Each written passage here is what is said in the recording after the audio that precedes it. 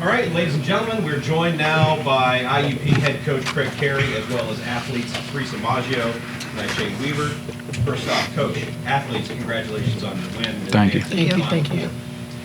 So the format of our press conference, folks, we will first have an opening statement from Coach Carey. After that, we will open it up to the field for questions for the student athletes. We'd ask that you please keep your questions to the student athletes at first. Then once we're done with questions for them, they can be released. They can go back to the locker room, and we'll hold Coach Carey for a few minutes longer, and we'll take additional questions for him. So, with that having been said, Coach, your thoughts on the game? You know, it was one of those grinded out games that for us to shoot 18% from three and 36 from the field, you know, that's usually we lose those games. Historically this year, that's kind of why we've lost. But we battled, and you know, we kept it manageable. It never got too big, and this time of March, you just got to try to hit a run at the right time. And Teresa got some big steals. We got some big rebounds when we needed to. Battled foul trouble the whole game. So you know, there's a lot to be proud of. But you know, we got to get a lot better. You know, in tune. And when you have a big layoff like we did, and we had a lot of people sick going up to this that couldn't practice. So you know, you'll have that, but they battled, and you know, when we needed to get a score and a stop, we got them. Questions for the athletes? I have a question for you. So you had 9 steals, especially when you really turned the momentum in overtime. What was going through your head? You know, what were your next steps after that? Of course, you got the and one, but just what were you feeling in that moment? Yeah, I mean, going into overtime, we kind of knew that this was our chance to make up for all of the wrongs that we did. No game's perfect, but I do think that we kind of let up a little bit in the second half, and that's not anything that we should have done. And so I think that going to overtime, we knew we were going to need to be aggressive and have a lot of energy. And so for me, the refs were letting me play hard on defense all night, so I just kind of knew that I needed to frustrate the people that were getting the ball into their scores. So my main goal was just to help my teammates out in that way, and then I just got blessed to get those steals, so I'll take them. But yeah, we just knew that the intensity needed to be really high, and so you know, I thought that was my best way to contribute to that for our team. Shane, how much were you able to draw on the experience from a tight game against Winston-Salem State? Similar situation, you're down by a handful of points in the final minute or so, and almost played out very similarly. So did that experience help you as far as keeping the faith? Absolutely. I feel like being in a situation that we were back at home, like then, like it's just like you can't explain it. Like you don't know how they're gonna guard. It's really just going out on a limb, playing hard, believing in each other, and just trusting Craig that he'll make the right calls, and we just, you know, follow suit with that. So similar feeling and same result.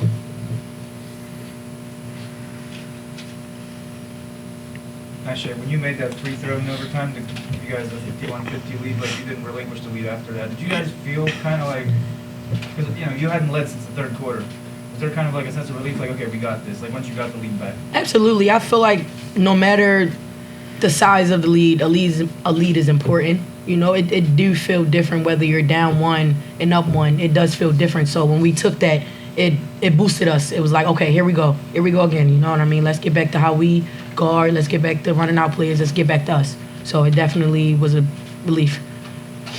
Teresa, being so, you know, the team closest to home, so to speak, when you fell behind, did you feel the energy of the IUP fan base here to kind of lift you up? Oh yeah, we always do. That's something we've talked about at home too. But today, you know, going into it and we saw the crowd, I said, guys, I think this is a home game. Like, our fans travel really well. Our media does. Everyone really supports us from this town. And so, you know, to have this all be so close to home is great for us.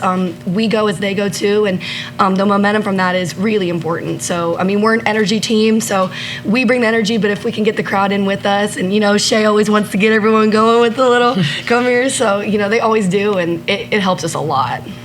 Teresa, talking about energy, it really felt like in the second half, you were trying to manufacture that energy, obviously with your plays, but every time out, you got your hands going up. You were trying to engage this crowd. Just talk to me about, you just seemed really animated today. Yeah. I mean, you're always going to Are we live? She is always animated. I'll take that as a compliment. Yeah, I think the crowd is something that we need to use to our advantage. You know, like I said, it's a blessing to be this close to home for us. And again, our fans are such a big part of our season, and they travel really well. So, yeah, I mean, when we're down, we got to get back up really fast. And honestly, I thought that with as many fans as we have, and they're always willing to get into the game with us, me and Shay a lot of times try to get everyone involved. And I did do it a little more than I usually do today.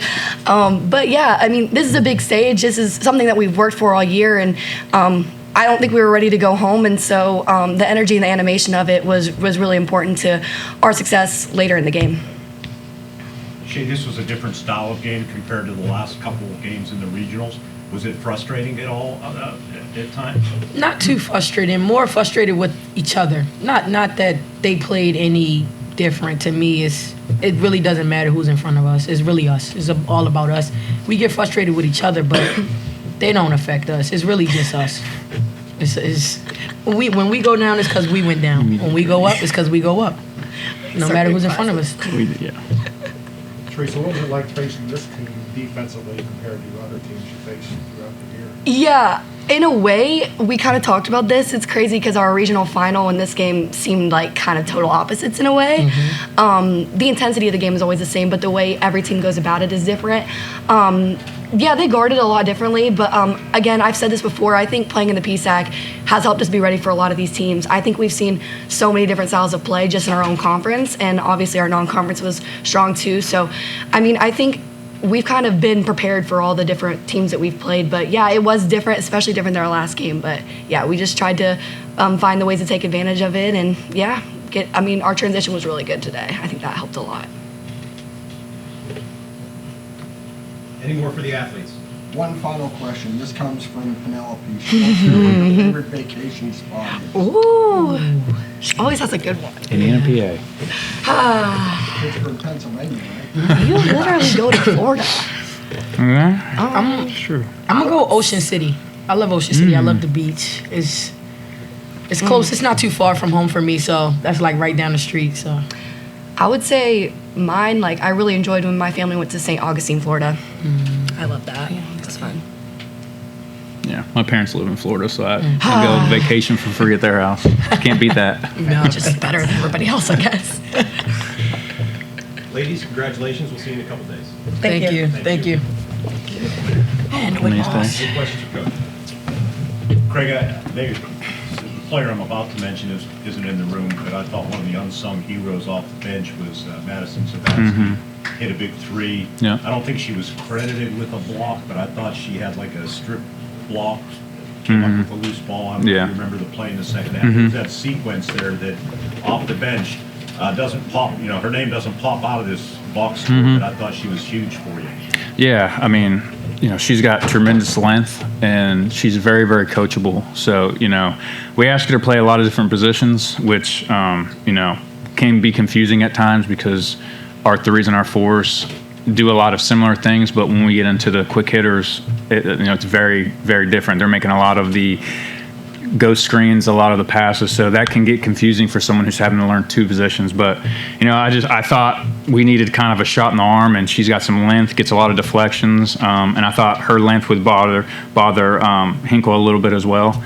And she was able to get a deflection. She got a big steal there, got fouled. She hit the big three. So she's an X factor for us for sure. And with her size and athleticism, she can play against really any lineup. And it's just kind of, we don't want to throw too much at her because she was a 4-3 last year. She's trying to learn the 4 this year, so we don't want to throw her in too many bad situations. But when Shay's on the floor and Belle's on the floor, we can put her to 3 and switch 3 through 5. We can do the same when Ellie's on there, and then when they have a big 3 like today, we can also put her to 3. So we need people off the bench to step up. Our starters can't play this many minutes all the time. They're going to wear down. So, it was big for her to come in. I think she was the only one that didn't shoot below like 40%, 30% on the day. So, and that's big for her confidence is to, get on this stage and she belongs here and she needs to feel that. And she's going to be big for us and then on to the future as well. Coach, Colorado Mason, what do you see coming up? Yeah, I think they're similar to us more than today. They like to run a lot of, their tempo's a little quicker like ours. They have a big time post player that can score and rebound. So, it's kind of a more of a similar matchup. They're obviously really, really good. They can score. But, we didn't play our game today. It didn't look like us offensively. Credit to Holy Family. They're really good defensively. They're really sound. And they have some, posts that stretch the floor. They got some guards that were trying to post us. So it took us a little bit to, get comfortable with that. But, I think it flow wise will be a little bit more like a PSAC game, because they have multiple players that can score, ball handle, plus they got a 5 that can go back to the basket. So it would be a little more traditional. Not that that's going to be easy, obviously, because they're really, really good. But, we'll get the film and we'll break it down and, we'll see where we're at. Craig, I know you can't comment on officiating per se, but at one time the fouls were like 16-9. But what I wanted to ask you about was how important it was for Ellie and Marin playing with 4 fouls for an extended period to prevent, or not pick up that 5th foul. Yeah, I was trying to buy as much time as possible, keep it within a possession. Then when I got to 5, I felt like in 5 minutes they could maybe not. It's tough because Ellie has to guard their leading scorer, leading rebounder, so it becomes tough. You kind of got to coach her up before she goes back in. But, to the last point, that's where Madison comes in really important because she can buy some of those times on 10, get Ellie out. But, you got to trust them. And, I'll sometimes let them play with 2 in the first half, 3 in the first half, if I know that they're, on a player that's not going to get them in foul trouble. But, tonight with Ellie, I had to get her out because they were going to 10 every time. But, they finished the 4th and then into the overtime and, kept their hands off. Didn't get any, tic-tac fouls away. They were in the bonus as well, so it would have kind of hurt us, them being out, plus they're in the bonus. So they did a good job. And like I said, it's kind of nothing we haven't been in before, situationally wise, like that. It's just, you got to reiterate to them, like, hey, 4, you only get 5. Like, let's be smart, no reaches. If there's a minute and a half left, 2 minutes, and we're only down 1, if you need to give up a layup because of the transaction of you fouling out, plus they have a chance to get and 1 is too much for our team right now. Coach, you touched on the shooting percentages. Even though they weren't great, I felt like, especially in the second and third quarter, like you got the looks you wanted. They were going halfway down. And so, I guess my question is, are you happy with the sets you were running? Yeah. You got the looks you wanted. Yeah, like I said, it was just a kind of an uncharacteristic day from the field. You're lucky to survive these. This happens to every team in March. So you're lucky to do enough to win. But, I thought we got some good looks. It just wasn't our day, and then I think we missed a couple, and then some of the players started being a little more hesitant.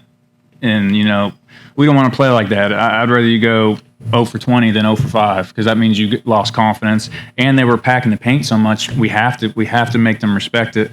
I was hoping for just 1 drive kick 3 and then it would have been over because then it would have pushed the lead up to about 4 or 5. We didn't get it, but I thought Bell had some really big offensive rebounds as well that kind of kept extended plays, got us to the foul line a little bit. But you got to move on from this. Shooters wise, you got to have short-term memory, and the next game, hopefully we go 2 for 11. Hopefully we go 6 for 11. I mean, that's kind of the team we have. We have a bunch of 40% 3-point shooters. Knock on wood. Hopefully they don't have another bad game shooting on wide open looks next game.